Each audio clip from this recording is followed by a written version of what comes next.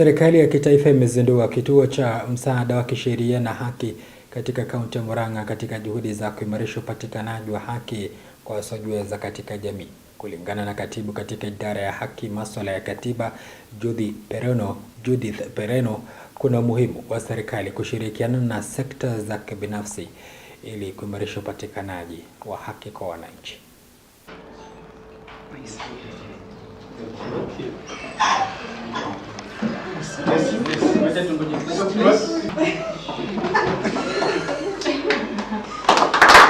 Ili kuhakikisha kwamba umepata haki yako, serikali imeajiri mawakili 98, 98 state councils wameajiriwa kando na wale wako katika ofisi ya Attorney General,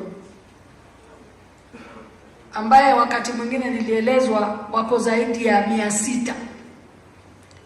Lakini kwa sababu ya National Legal Aid Service, kwa sababu ya hiki ambayo imetuleta leo, serikali imeajiri mawakili 98,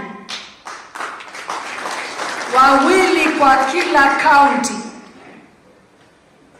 Mahali ya kuanzisha, wawili kwa kila county ya Kenya, ili akupatie wewe huduma ya bure katika haki zako.